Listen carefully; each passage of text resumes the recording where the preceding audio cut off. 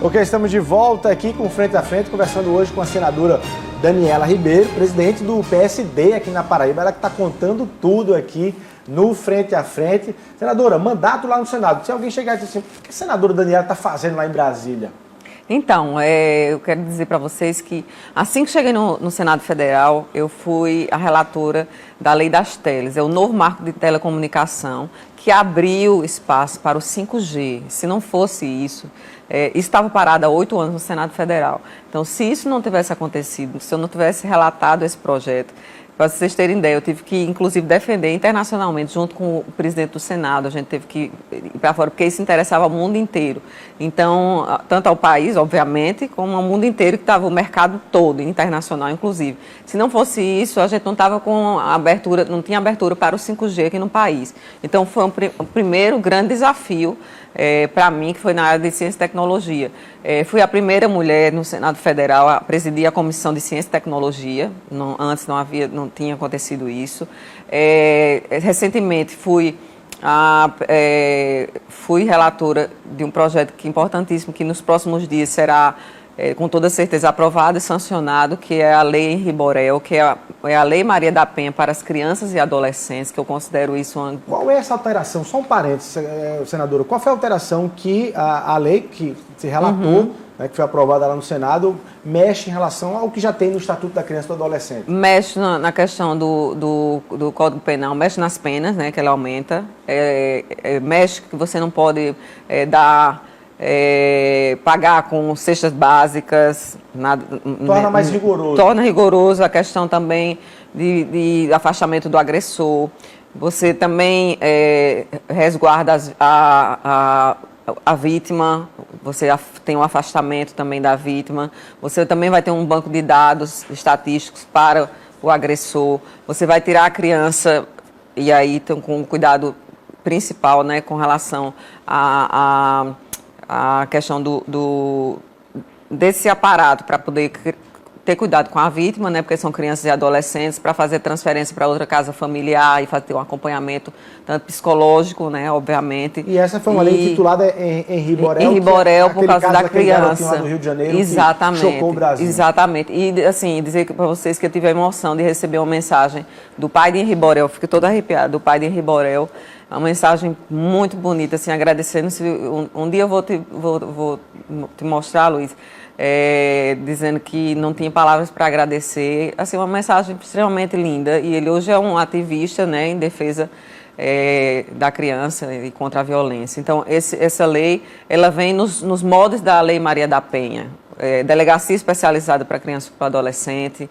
Ela vem para realmente proteger aqueles que denunciem.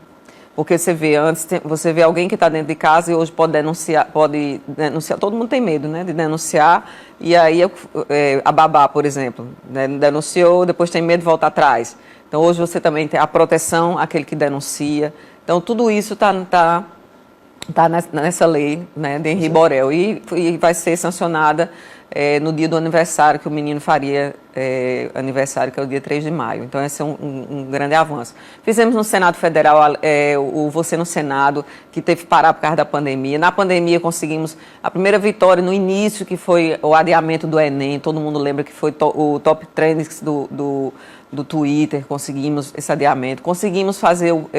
Eu fui a relatora do PES, que é o Programa de Apoio aos Eventos, o pessoal de eventos, que foi o primeiro a parar. E aqui eu não falo dos grandes empresários, quando fala, mas é dos empresários, não, foram desde os pequenos aos maiores que foram prejudicados, e foi o último a receber apoio, sofreu muito essa parte.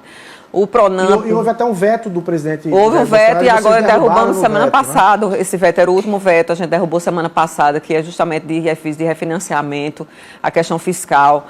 E graças a Deus, e por conta disso tudo, dessa luta, eu fui eleita agora para presidir a frente parlamentar de apoio aos eventos, e o pessoal me elegeu e eu assim, fiquei super feliz. E, enfim, aí, dentro desse trabalho, lembrar do trabalho de combate à violência contra a mulher. Fui também, foi quem aprovamos o projeto que coloca a violência contra a mulher dentro das escolas, currículo escolar, dentro das escolas, que é importantíssimo, porque se a gente não colocar, Luiz, não adianta a gente estar falando, se a gente não coloca na educação desde pequena, né?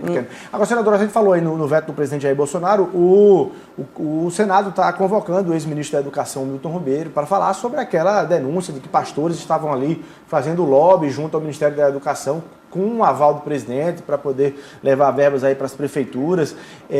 Qual é a sua posição em relação a isso? Esse debate chegando lá, você vota em favor de convocação do ministro, está na Comissão da Educação ainda, mas você vota em relação a isso mas eu lhe pergunto, na sua visão de senadora lá em Brasília, existe corrupção do governo Bolsonaro ou não dá para se tratar disso? Não, só um debate eleitoral ainda? Não, ainda não. Assim, a gente só pode dizer isso quando existe prova, né? Então eu não sou leviana de dizer que existe corrupção, tá, tem corrupção. Não posso afirmar isso jamais, a não ser que exista prova. Agora, no que diz respeito à parte da educação, está se deixando a desejar e desde o princípio. Tanto com relação ao corte de orçamento, com relação às conduções que vêm desde o ministro atual até os anteriores, que lamentavelmente, que é uma parte extremamente importante, eu sou pedagoga, né, e considero a educação é o que a gente tem que sair, é a saída para o país para que a gente possa desenvolver. E, lamentavelmente, o que ocorreu com o ministro, né, nas suas falas, nas gravações que saíram, ele vai sim foi convocação, transformar em convite, ele vai sim prestar depoimento lá, prestar a sua fala, vai dar suas explicações lá no Senado Federal.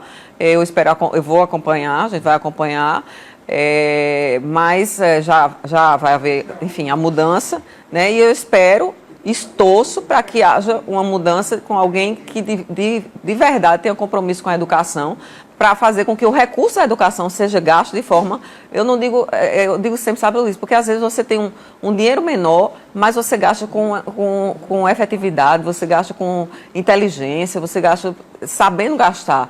E às vezes você tem um recurso que volta, já voltou o recurso da educação várias vezes, porque não foi gasto o recurso. Então, por isso, eu vou dar só um exemplo, é que nós precisamos, na questão da conectividade, a Educação Conectada é um projeto que também eu fui relatora e, lamentavelmente, a gente viu quando a gente passou agora na pandemia, as crianças ficaram sem aula.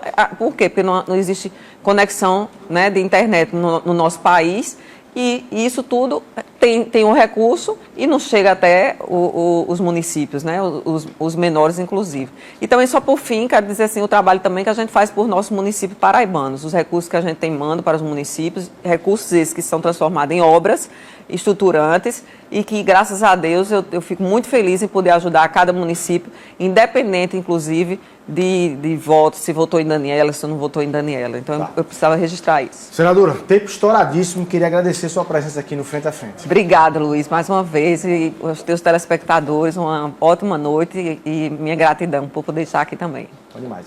A gente vai ficando por aqui, é você o nosso abraço, muito obrigado pelo carinho da sua audiência e até a próxima segunda-feira, se Deus quiser.